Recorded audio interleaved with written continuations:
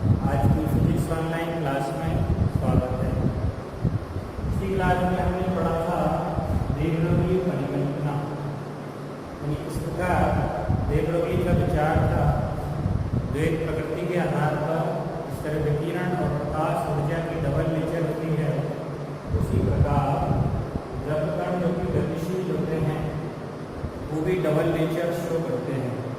यानी कि मूल रूप से वो कण तो हैं, गतिशील कण जो होते हैं वो कण स्वरूप को दिखाते हैं।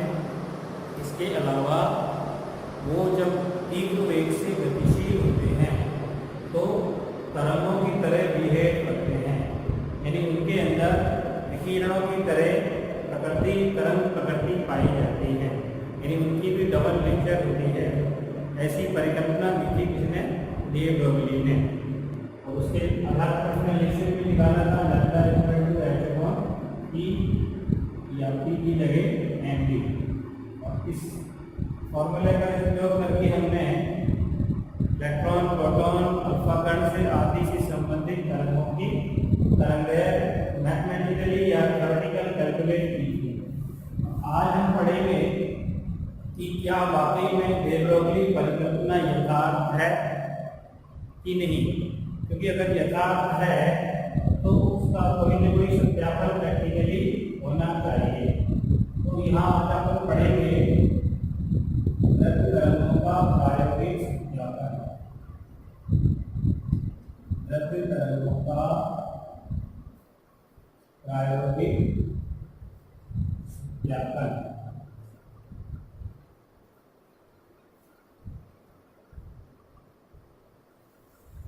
जो कि प्रयोग है डेल्यूशन जर्मन प्रयोग। डेल्यूशन जर्मन प्रयोग।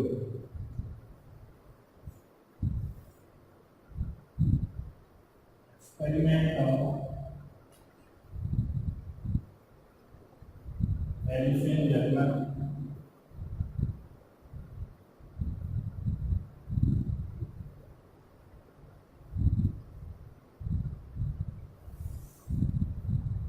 डेल्यूशन जर्मन थ्योरी प्रयोग है, उसने प्रैक्टिकली प्रूफ किया कि द्रव्य तरंगें होती हैं।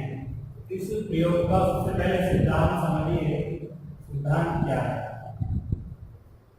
सिद्धांत क्या है? देखिए, जब एक्स किरण फोटोनों को किसी क्रिस्टल पर आपतित किया जाता है, एक्स किरण फोटोन जैसे कोई क्रिस्टल है या क्रिस्टल दिखा रहे हैं, क्रिस्टल में अनेक परमाणु एक निश्चित आवर्ती व्यवस्था में व्यवस्थित होते हैं। जैसे क्रिस्टल के परमाणु होते हैं, जानते अधिकांश ठोस जो होते हैं वो क्रिस्टल ही होते हैं। क्रिस्टल में कोई एक्स किरण फोटोन जो है वो क्रिस्टल के परमाणु द्वारा, ये क्या है? क्रिस्टल का परमाणु। क्रिस्टल में बहुत सारे परमाणु निश्चित व्यवस्था में जमे होते हैं और ये एक्स किरण है, इसका परमाणु के द्वारा क्या होता है? विवर्तन। एक्स किरण फोटोन का क्रिस्टल के परमाणु द्वारा क्या होता है? विवर्तन होता है। क्रिस्टल के परमाणु द्वारा एक्स किरण का हमने क्या दिखाया है? विवर्तन। विवर्तन जो है फाई बॉन्ड का हो सकता है, ये बॉन्ड मान लीजिए कितना है? फाई। और ये परमाणु के बीच की दूरी कैपिटल डी और ये स्मॉल डी होती है, तत्वों के बीच की दूरी। ये थीटा एन लिख सकते हैं इसको अपन। एक्स किरण का विवर्तन जो हुआ किस दिशा में होगा? ये फाई बॉन्ड है, फाई बाई 2 लिख सकते हैं इसको अपन, बीच वाले आधे कोण को। इस एक्स किरण विवर्तन का अध्ययन, एक्स किरण विवर्तन, ये एक्स किरण जो तरंग है, तरंगों का एक गुण होता है विवर्तन का। विवर्तन, परावर्तन, विवर्तन, ये सब पढ़े हुए तुमने। एक्स किरण की तरंग है, तरंग का विवर्तन होता ही है। एक्स किरण विवर्तन जो होता है उसका अध्ययन किया जाता है ब्रेग के नियम से, ब्रेग के नियम से इसका अध्ययन होता है, इसका एक्सटर्नल विवर्तन का। उसके अकॉर्डिंग डी साइन थीटा बराबर होता है एन लैम्डा। यहाँ डी क्या है, परमाणुओं के मध्य की दूरी। डी क्या है, परमाणुओं के मध्य दूरी। थीटा विवर्तन कोण है, और लैम्डा वियुक्त तरंग की तरंगदैर्घ्य है,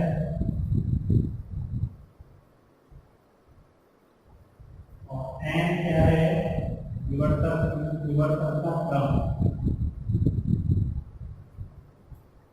इसको डी साइन थीटा बराबर एन लैम्डा या 2d sin phi के रूप में लिख सकते हैं, 2d sin phi बराबर एन लैम्डा के रूप में भी लिख सकते हैं। कैसे भी लिख सकते हैं, कोई सा भी सूत्र इस्तेमाल कर सकते हैं, फाई के रूप में या थीटा के रूप में। तो डेविसन जर्मन ने माना कि अगर एक्स किरणों की भांति गतिशील द्रव कणों का भी विवर्तन प्रैक्टिकली ऑब्जर्व होता है, तो ये सिद्ध हो जाएगा कि द्रव तरंगें होती हैं, यानी गतिशील द्रव कण तरंगों की भांति व्यवहार करते हैं। तो ये तो थ्योरी है, जिस तरह एक्स किरणों का विवर्तन होता है, एक्स किरण तो तरंग है, तरंग का विवर्तन होना ही होना है।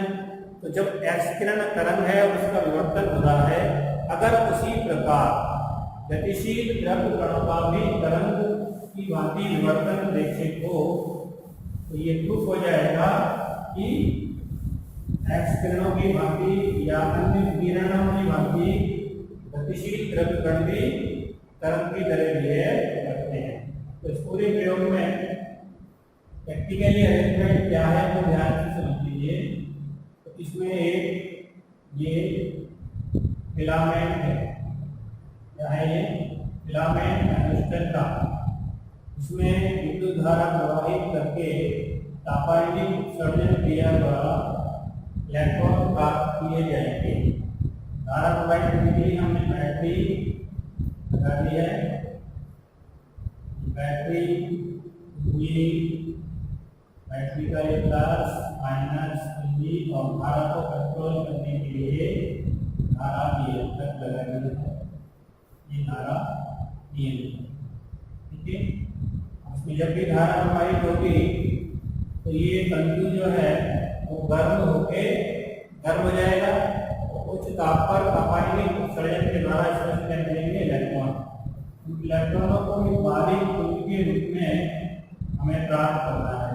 तो इसके चारों तरफ एक खोखला बेलनाकार कोटर है, मतलब खोखला बेलनाकार पात्र है ये, इसमें एक सूक्ष्म बारीक छिद्र है, तांबे का हो सकता है, कोई भी धातु का बेलनाकार कोटर, जिसे हम ऋण विभव पर लगा देंगे ताकि इलेक्ट्रॉन भी नेगेटिव होने के कारण इस ऋण विभव से क्या होगा, प्रतिकर्षित होगा।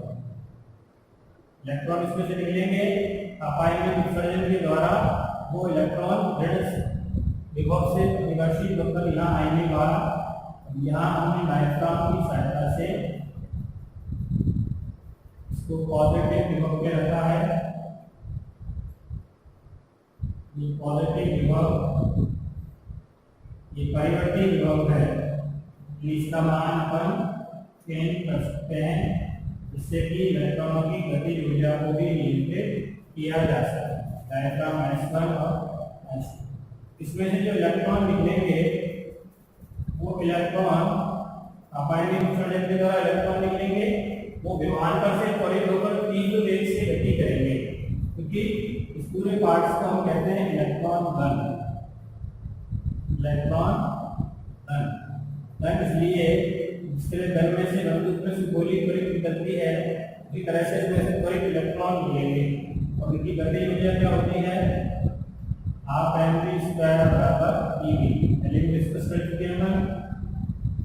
विभवांतर के द्वारा गतिज ऊर्जा को कंट्रोल किया जा सकता है। ये वाला विभवांतर है परिवर्ती, इसको कम कर देंगे तो गतिज ऊर्जा कम हो जाएगी, ज्यादा कर देंगे तो गतिज ऊर्जा ज्यादा हो जाएगी। ये हमारा क्या प्राप्त हुआ, त्वरित इलेक्ट्रॉन किरण पुंज। क्या है, त्वरित ऊर्जा के साथ गति कर रहा है, इसलिए त्वरित इलेक्ट्रॉन किरण पुंज। ठीक है, ये गति करता हुआ S1 S2 के बीच में यहाँ से ऋण ध्रुव से प्रतिकर्षित होगा या ऋण ध्रुव से आकर्षित होगा, इस विभवांतर लगेगा दोनों के बीच में, और विभवांतर के कारण गति ऊर्जा मिलेगी। तो ये गति करता हुआ यहाँ आगे। अब इस इलेक्ट्रॉन किरण पुंज को हमें क्रिस्टल पे आपतित कराना है। यहाँ हमने क्रिस्टल लगाया निकिल धातु का। क्या लगाया है, निकिल धातु का क्रिस्टल। निकिल धातु का क्रिस्टल हमने लगाया। ये क्रिस्टल एक स्टैंड पे व्यवस्थित होगा, जिसे अपन अलग अलग दिशाओं में घुमा सकते हैं और अलग अलग कोणों पर एडजस्ट भी कर सकते हैं। घुमा भी सकते हैं और एंगल भी चेंज कर सकते हैं, आड़ा टेढ़ा जैसे भी है। इस क्रिस्टल निकिल धातु के क्रिस्टल पर त्वरित इलेक्ट्रॉन किरण पुंज को आपतित कराया जाएगा। ठीक है, अब इसमें सवाल यह है कि निकिल धातु का क्रिस्टल क्यों काम में लिया। उसका रीजन है निकिल के परमाणु के बीच की दूरी होती है लगभग 2.15 एंगस्ट्रॉम, और जो इलेक्ट्रॉनों से संबद्ध तरंगों की तरंगदैर्घ्य है हमने निकाली है, करीब 12.27 एंगस्ट्रॉम। पिछली क्लास में निकाली है, कैलकुलेट करके बी का मान देंगे तो लगभग इसकी कैटेगरी की है, तो लैम्डा लगभग बराबर 1। ये पहले पढ़ चुके हैं, पहली क्लास में पढ़ा विवर्तन के लिए, फैक्टर में पढ़ा है, इसमें ऑप्टिक्स में विवर्तन के लिए आवश्यक शर्त होती है लैम्डा लगभग बराबर 1। तरंगदैर्घ्य का मान जिसके द्वारा विवर्तन होगा, विवर्तन के साई के लगभग क्या होना चाहिए, बराबर होना चाहिए। विवर्तन या क्रिस्टल के परमाणुओं से होगा, तो परमाणुओं के बीच की जो दूरी है वो स्लिट की तरह काम करेगी, एकल स्लिट की तरह। तो स्लिट की चौड़ाई और तरंग की तरंगदैर्घ्य लगभग क्या होनी चाहिए, बराबर होनी चाहिए। तो ऐसा किसमें होता है, निकिल धातु होता है, इसलिए हमने यहाँ कौन सा क्रिस्टल काम में लिया है, निकिल धातु का क्रिस्टल। इसके परमाणु के बीच की दूरी लगभग कितनी है, 2.15 एंगस्ट्रॉम।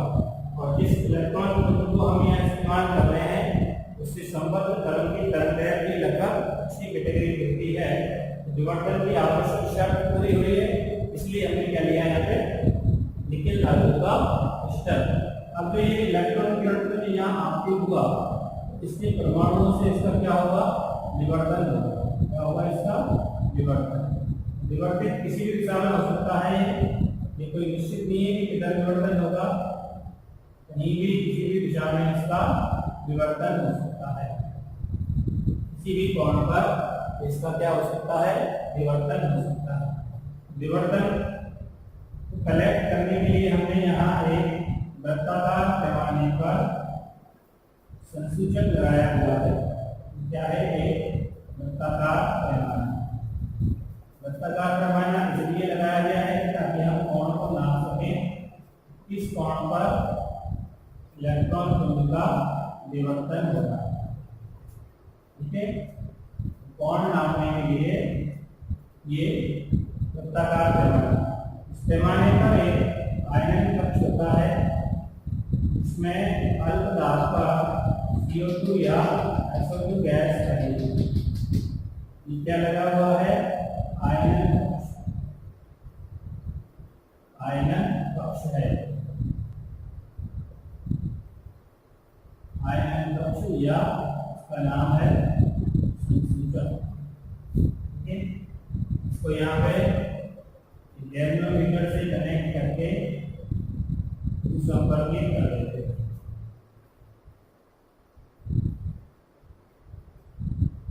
गैल्वेनोमीटर से कनेक्ट करके क्या करते हैं, इसको भूसंपर्कित कर दिया हमने।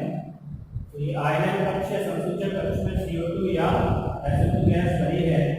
जब ये इलेक्ट्रॉन पुंज का यहाँ पे कलेक्ट होगा, ये आवश्यक नहीं है कि किसी भी कोण में आ सकता है, तो इसको आगे पीछे खिसकाने की व्यवस्था होती है। तो मान लो इस कोण में यहाँ किधर आ रहा है, तो इसको अपन खिसका के इधर ले सकते हैं। अब चूंकि इलेक्ट्रॉन किरण पुंज आपको से दिखाई देगा कि, लेकिन जब ये इलेक्ट्रॉन किरण पुंज इस आयनन कक्ष में प्रवेश करेगा तो इसमें भरी हुई गैस का आयनीकरण करेगा। गैस धारा प्रवाहित होगी, धारा को इस धारा मापी से माप के हम प्रबलता नाप सकते हैं इलेक्ट्रॉन किरण पुंज की प्रबलता कितनी है। अगर ज्यादा प्रबलता का पुंज आएगा यानी ज्यादा विवर्तन हो रहा है तो गैस का आयनीकरण ज्यादा होगा, ज्यादा मात्रा में जब इलेक्ट्रॉन पहुंचेंगे तो गैस का आयनीकरण ज्यादा होगा तो उसमें धारा ज्यादा आएगी। तो इसमें धारा देख के अपन या इसका विक्षेप माप के हम ये ज्ञात कर सकते हैं कि कितने कोण पर कितना विवर्तन हो रहा है या कितनी प्रबलता का विवर्तित पुंज प्राप्त हो रहा है। तो डेविसन जर्मन ने इस पूरे प्रयोग में क्या किया, ये तो मैंने एक पूरा सेटअप बताया है प्रैक्टिकली कि ये इस तरह से एक्सपेरिमेंट में क्या क्या होता है। एक तो ये 3 पार्ट होते हैं इसके जब प्रायोगिक व्यवस्था जब लिखेंगे तो 3 पार्ट में लिखेंगे। पहला पार्ट इलेक्ट्रॉन घन का मतलब ये वाला पार्ट है जिसमें से त्वरित इलेक्ट्रॉन अपने को यहाँ से तंतु से निकलेंगे जो तापायनिक उत्सर्जन के कारण निकलेंगे और इसको हमने विभवांतर लगाकर त्वरित किया है। इलेक्ट्रॉन किरण पुंज को विभवांतर लगाकर क्या प्रदान की है, गतिज ऊर्जा। विभवांतर का मान हम चेंज कर सकते हैं, परिवर्ती योग लगाया हुआ है। अलग अलग विभवांतर लगाने से अलग अलग गतिज ऊर्जा के इलेक्ट्रॉन प्राप्त किए जा सकते हैं। पहला पार्ट ये इलेक्ट्रॉन घन हो गया। सेकंड पार्ट ये निकेल धातु का क्रिस्टल है क्योंकि इसके परमाणुओं के द्वारा विवर्तन होगा। यहाँ पे निकेल धातु का आयताकार ठोस टुकड़ा हमने अरेंज कर दिया है, रिवीविंग रेटिंग की तरह कार्य करेगा। अलग अलग एंगल पर इसको एडजस्ट किया जा सकता है, रोटेट किया जा सकता है, घुमाया जा सकता है।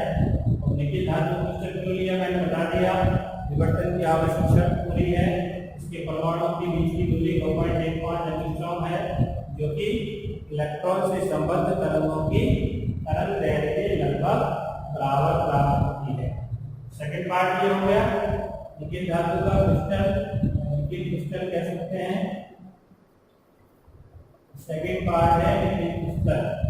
तीसरा पार्ट जो है वो है आयनन कक्ष या संसूचक, कलेक्ट करने वाला संसूचक होता है।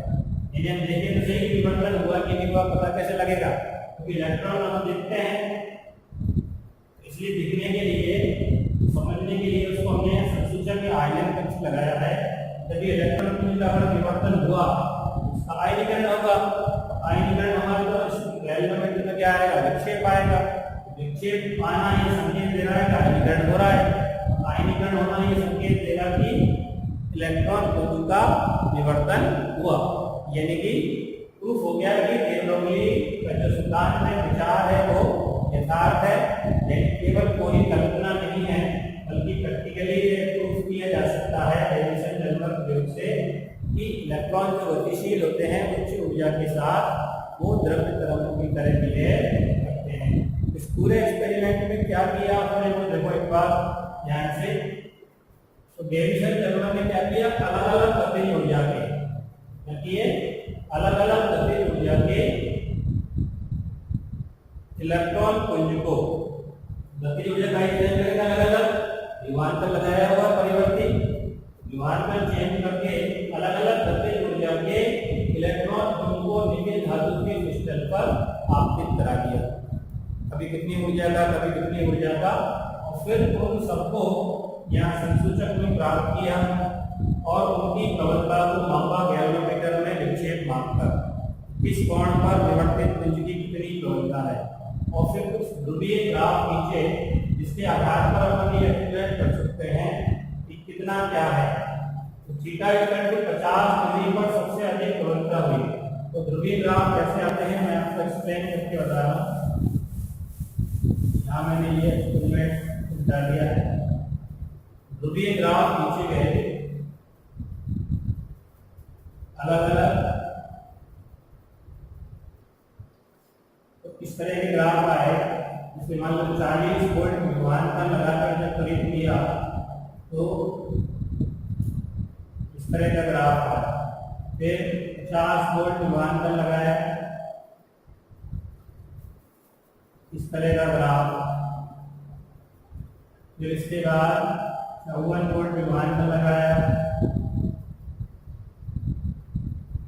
54 वोल्ट विभवांतर में सबसे अधिक उच्चिष्ट प्राप्त हुआ और उस समय थीटा कितना था 50 डिग्री लगभग। थीटा का मान क्या था 50 डिग्री।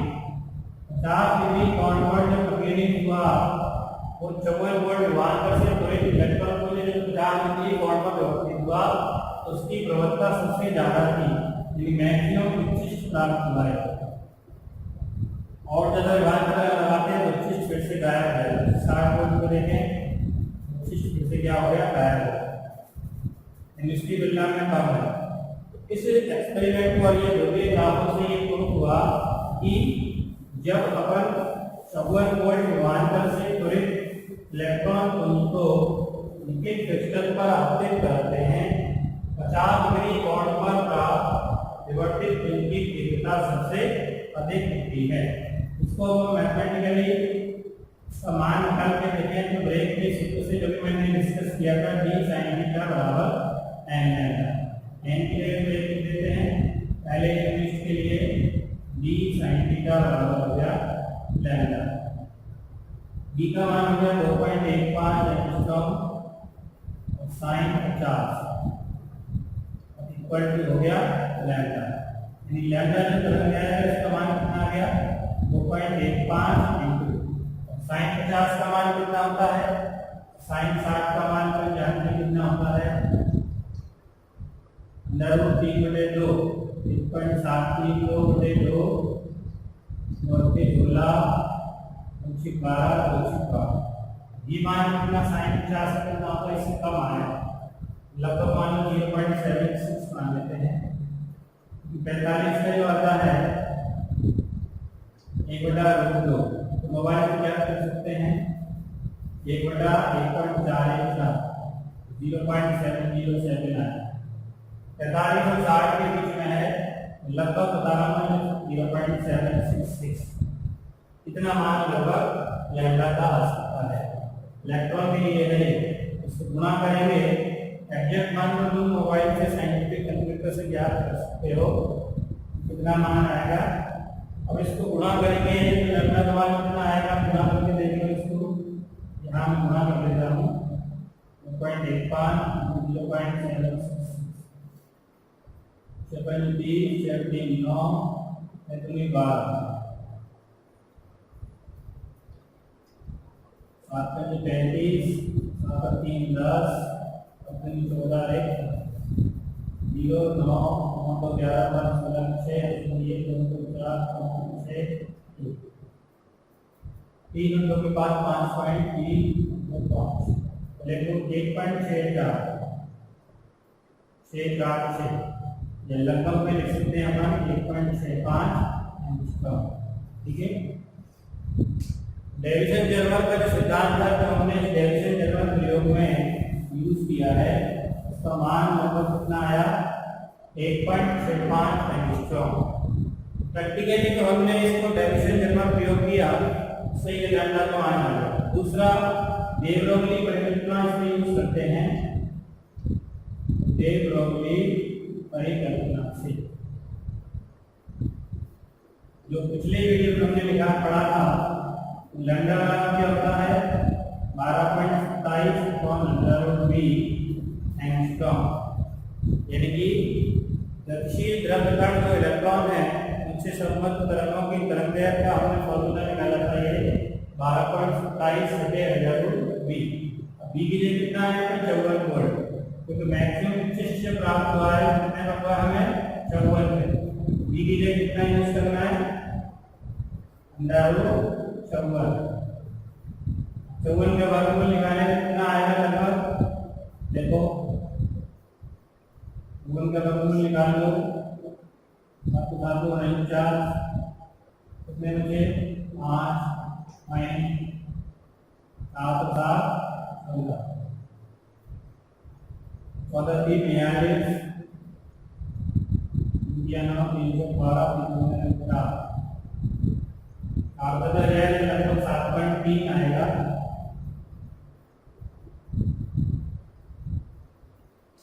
इसमें जब भाग देंगे यहाँ भी लैम्डा का मान लगभग 1.67 एंगस्ट्रॉम आएगा। आप देख लेना लगभग मान 1.67 एंगस्ट्रॉम। तो ये हमारा जो डेविसन जर्मर किया।